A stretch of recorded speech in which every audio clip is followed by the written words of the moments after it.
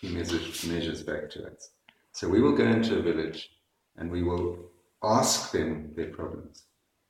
Now, the height of unselfishness is listening to someone else's problems. But once you listen to someone else and they can pour their heart out to you, they now are in a position to listen to you. It's as you measure unselfishness, God measures back to you. As you measure listening, he measures back them listening to you. If you go straight into that village, because we're so passionate this works, and we say, do this, do this, do this, do this, do this, they're not listening to the first word you said. They'll nod their heads because they think they might be getting something from you.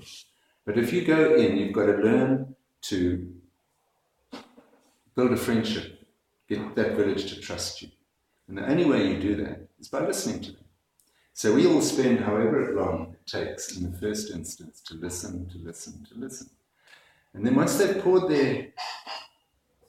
their troubles out, and everybody's got troubles, and they've all got chichemos, and they've all got problems, and you say, okay, silver and gold we have not, but do you want to hear a story? And then we tell them the story.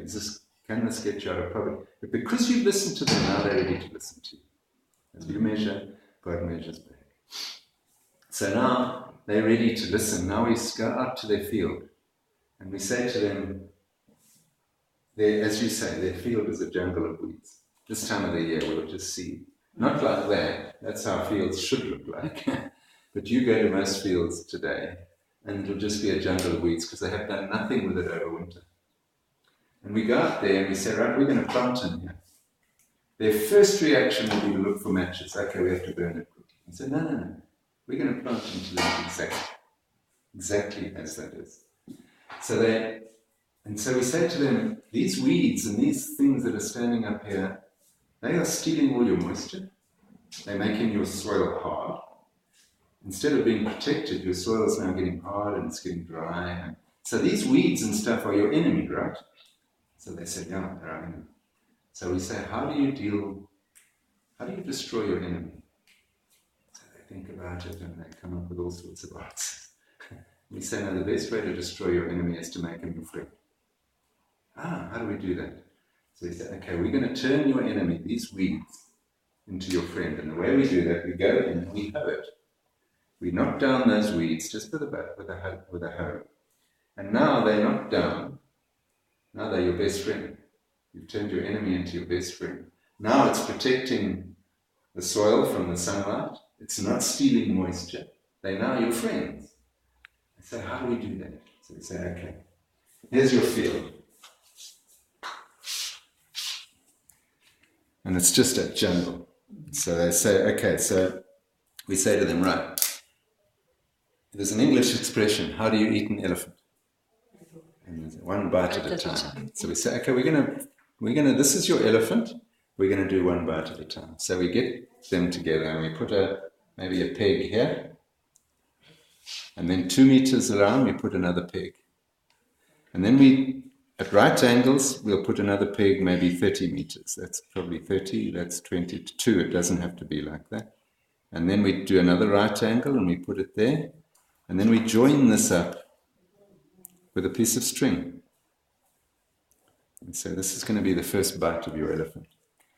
So what we do is we then get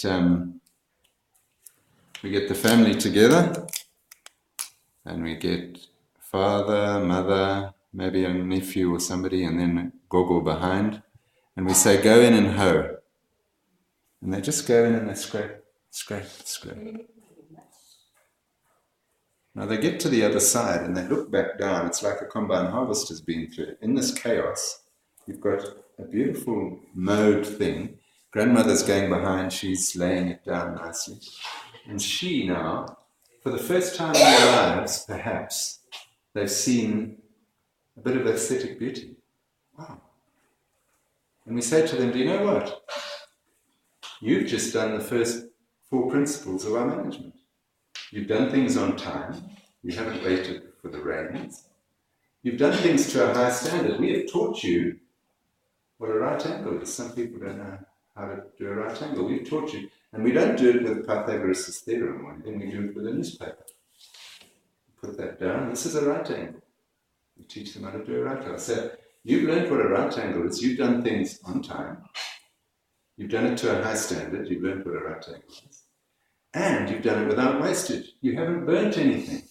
You have protected this beautiful mulch. These weeds, which are your enemy, are now your best friend. You've made a mulch. So you've done things on time and standard without wastage. What about it?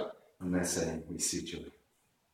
For the first times in their lives, they've done things on time and standard without wastage and with joy. So then we say, right, that took you 30 minutes. What do you want to do another one? Yeah, okay. So we leapfrog that peg to there, and we leapfrog that peg to there. We bring the strings in again. And we say, right, off you go again. So they go back in. Family goes back in, they do that. They come out.